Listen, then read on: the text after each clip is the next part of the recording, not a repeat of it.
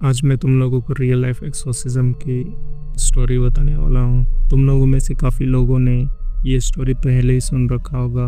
ये स्टोरी बहुत पॉपुलर है क्योंकि इस केस को ऑफिशियली कोर्ट में लड़ा गया था एंड इसकी एक्सोर्सिज्म की ऑडियो रिकॉर्डिंग भी की गई थी। एंड हाँ, इस स्टोरी से इंस्पायर होकर 2005 में एक मूवी भी बनी थी जिसका नाम था the exorcism of Emily Rose. मैं तुम्हें ये मूवी रेकमेंड कर रहा हूँ, एक बार ज़रूर देखना क्योंकि ये movie one of the best horror movies में से एक है। तो बिना देर के वीडियो स्टार्ट करते हैं।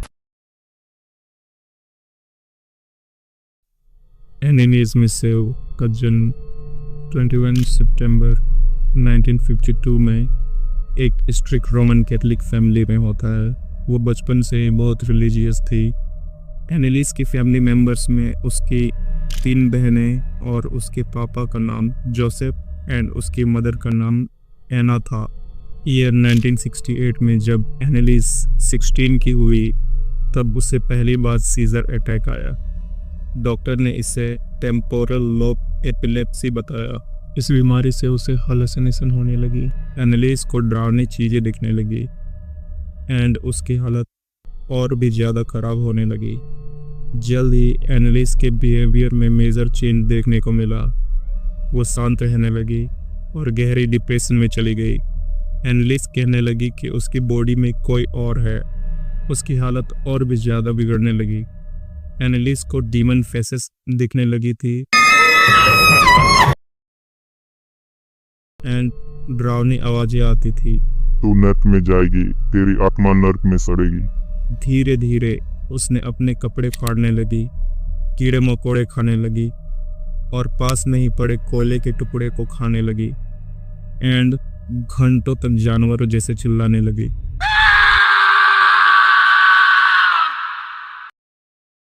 हद तो तब हुई जब उसने खुद के ही पेशाब को जमीन पर लेटकर चाटने लगे।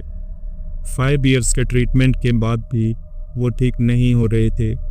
तब एनिलीज की फैमिली ने चर्च से मदद मांगी क्योंकि एनिलीज मिसेल को क्रूसीफिक्स से डर लगने लगा और वो रिलीजियस आइटम से दूर भागने लगी। इसलिए फादर आल्ट का कहना था कि एनिलीज डेमोनिक पोजेशन से गुजर रही है। ये सब जानने के बाद उसकी फैमिली एक्सोर्सिज्म की मांग करती है, लेकिन फादर एक्सोर्सिज्म परफॉर्म करने से मना कर देते हैं क्योंकि एक्सोर्सिज्म करने के लिए बिशप की परमिशन नहीं मिल रही थी। इसके बाद एनिलीज मिसेल की हालत और भी ज़्यादा बिगड़ने लगी। वो अपने दांतों से दीवार को काटने की कोशिश करती जिससे उसके बहुत सारे दांत भी टूट गए थे। सितंबर 1975 में बिशप जोसेफ ने एनिलीज की एक्सोर्सिज्म की परमिशन दे दिया।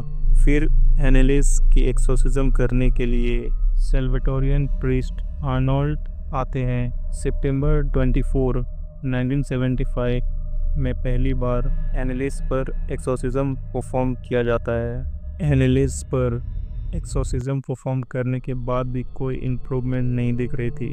10 मंथ्स में एनिलीज पर 67 टाइम एक्सोर्सिज्म किया गया था जो कि हर वीक 2 बार की जाती थी। हर सेशन 1 से लेकर 4 घंटों तक चलती थी। एनिलीज का कहना था कि उसके अंदर 6 आत्माएं मौजूद है। एनिलीज मिसेल ने अपनी बॉडी को पूरी तरह से डैमेज कर रखा था एंड उसने खाना पीना भी बंद कर दिया था और कहती थी कि दुष्ट आत्माएं मुझे खाने नहीं देती। वो अपने घुटनों को ज़मीन पर इतनी ज़ोर से मारती थी कि उसने अपने घुटनों के नी कैप पर डैमेज कर रखा था और वो खुद से खड़े भी नहीं हो पाती थी। एनिलीज मिसेल की एक्सोर्सिज्म के सेशन की 48 ऑडियो रिकॉर्डिंग की गई थी जो कि कुछ ऑडियो इंटरनेट पर अवेलेबल भी है।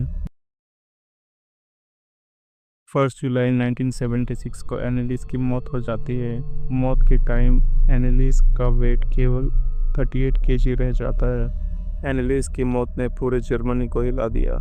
इन्वेस्टिगेशन हुई। डॉक्टर ने कहा कि एनिलीज की मौत मालन्यूट्रिशन और डिहाइड्रेशन की वजह से हुई है।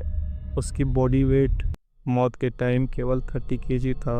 अगर उसे सही ट्रीटमेंट मिलता तो वो जिंदा रहती। एनिलीज के मॉम डैड एंड दोनों फादर पर हत्या के आरोप लग गया। 1778 में कोर्ट में सुनवाई हुई जिसमें दोनों पक्षों ने अपनी अपनी बात रखी। डिफेंस में 42 एक्सोसिज्म के ऑडियो रिकॉर्डिंग पेश किए गए और कहा गया कि एनालिस सच में पॉजेस्ड थी।